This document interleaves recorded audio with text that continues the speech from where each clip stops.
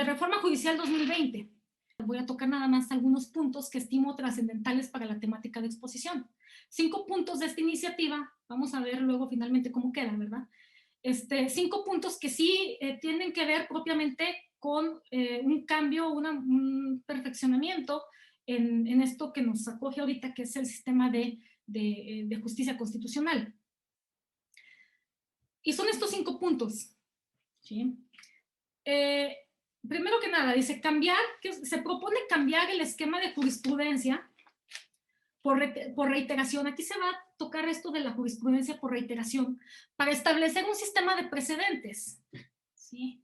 Y aquí esto va a tocar mucho, sobre todo a la parte ahí de la Declaratoria General de Inconstitucionalidad prevista en el 107, fracción segunda, ¿sí? Ahorita les digo por qué, es el último punto.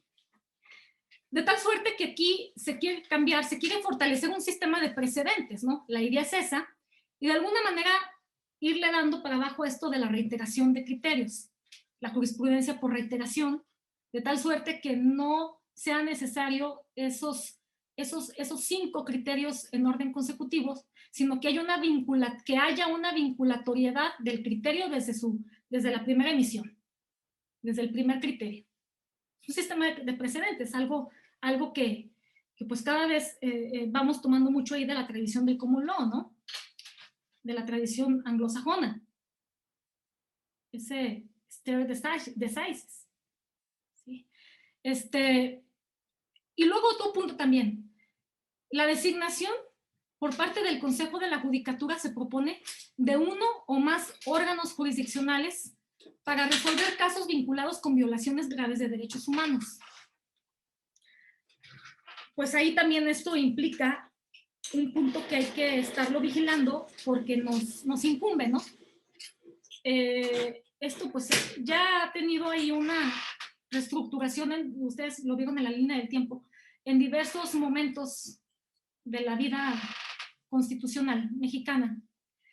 Por ejemplo, cuando estaba lo del artículo 97 y que el Pleno de la Corte investigaba violaciones graves a derechos humanos, luego se le quita, se le depura y luego ahora es un procedimiento no jurisdiccional establecido en el 102 con la Comisión Nacional y las comisiones estatales de derechos humanos, pero no hay las resoluciones no son vinculantes, ¿sí? Son recomendaciones, y bueno, ahora se quiere fortalecer esto con esta facultad al Consejo de la Judicatura para que designe órganos jurisdiccionales para resolver casos vinculados con violaciones graves.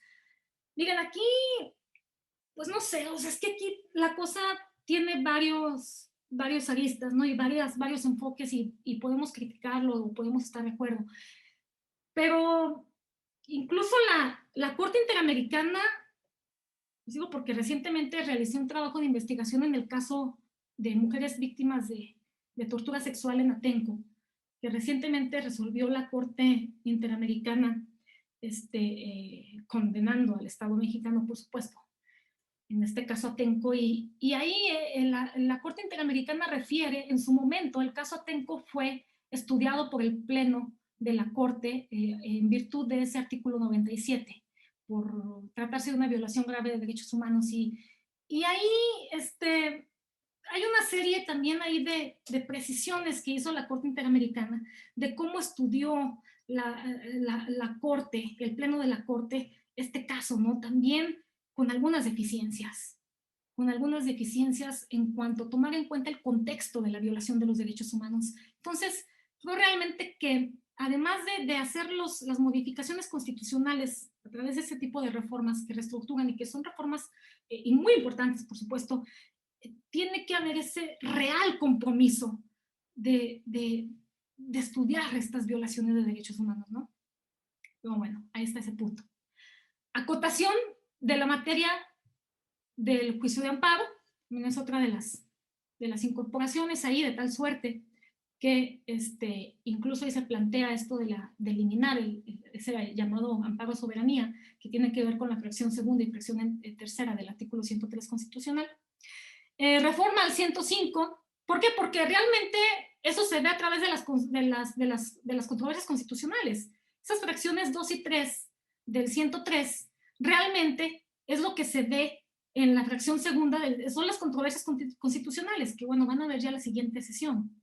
¿Sí? Otro de los puntos ahí es la reforma al artículo 105, fracción segunda, relativo, ¿qué se creen? Es fracción primera, yo ahí me equivoqué, porque la fracción segunda es acciones de inconstitucionalidad. Ahí está, hay una equivocación, al rato lo corrijo para subirlo ahí a la carpeta del módulo. Ahí debe de ser fracción primera. Controversias constitucionales, de tal suerte que el Pleno de la Corte, o sea, que la Corte se aboque a cuestiones exclusivamente de constitucionalidad y no de legalidad. Ahí también le sobra una F. ¿Sí? Y también esto de legitimar a los órganos constitucionales autónomos estatales también para promover controversias. Y aquí este punto que me parece también muy importante es en lo tocante a la Declaratoria General de Inconstitucionalidad.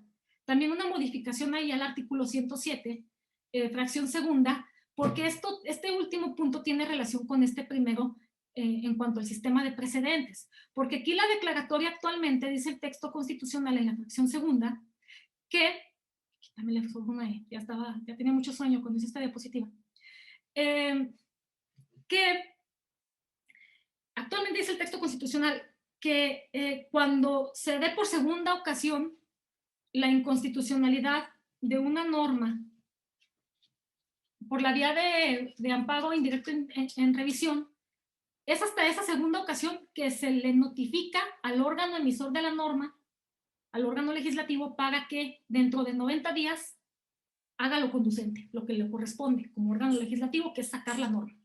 ¿Sí? Si no lo hace, entonces pasan esos 90 días. Si no lo hace, entonces se emite la Declaratoria General de Inconstitucionalidad por el Pleno de la Corte. Si lo subsana el legislativo, durante ese plazo de 90 días,